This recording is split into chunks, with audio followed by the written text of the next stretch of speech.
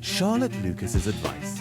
Charlotte is practical, Elizabeth is proud, and they completely disagree about love. The morning after the assembly brought the Lucas family to Longbourn to hear and to communicate.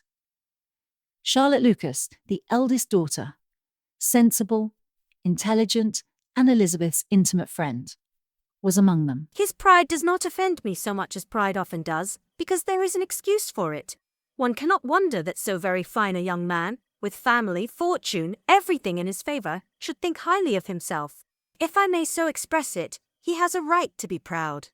That is very true, and I could easily forgive his pride if he had not mortified mine. Charlotte and Elizabeth were close friends, but they saw the world very differently. Walking in the garden later that day, Charlotte had some very direct advice about Jane and Mr. Bingley. It may perhaps be pleasant to be able to impose on the public in such a case, but it is sometimes a disadvantage to be so very guarded.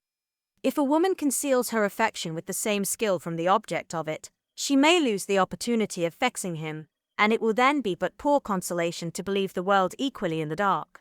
There is so much of gratitude or vanity in almost every attachment, that it is not safe to leave any to itself.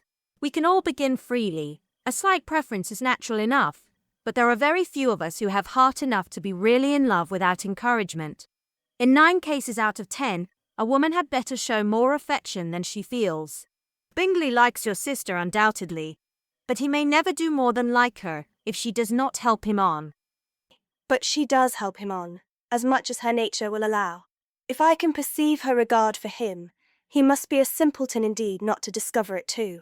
Remember, Eliza, that he does not know Jane's disposition as you do.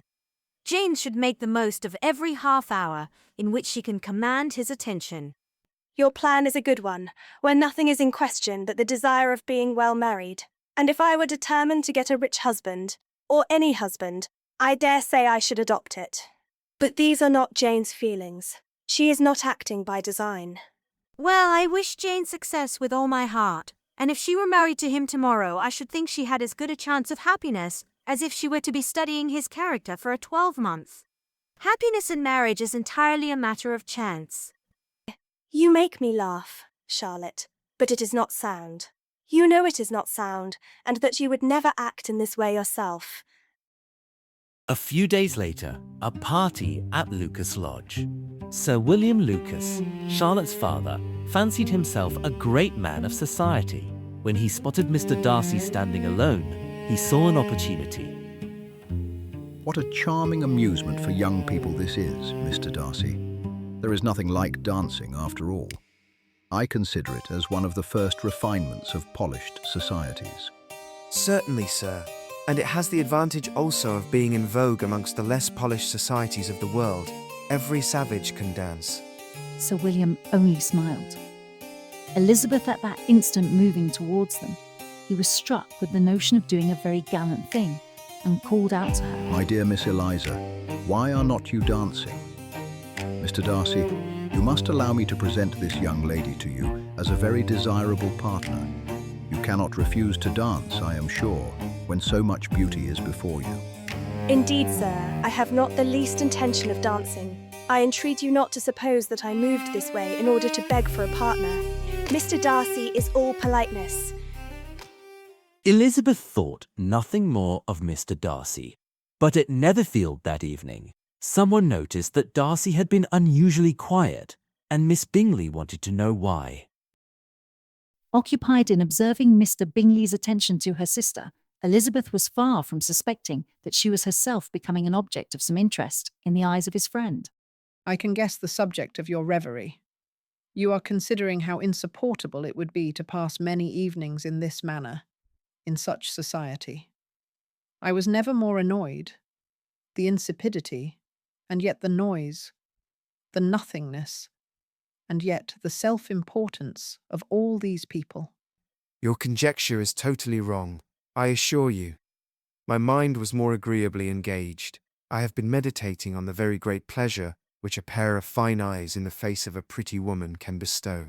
And pray, what lady has the credit of inspiring such reflections? Miss Elizabeth Bennet. Miss Elizabeth Bennet. I am all astonishment. How long has she been such a favourite? And pray, when am I to wish you joy? You will have a charming mother-in-law indeed, and of course she will be always at Pemberley with you. Charlotte was practical, Elizabeth was proud, and Mr. Darcy was paying attention. Next time, Mr. Collins arrives with a proposal no one asked for.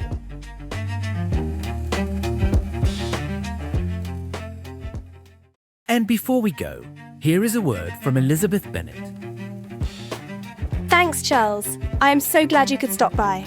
We release new episodes every month, and we want to hear from you. Leave a comment below and tell us, what other classics would you like to hear come to life? Like and subscribe so you never miss a scene. Thank you so much for listening.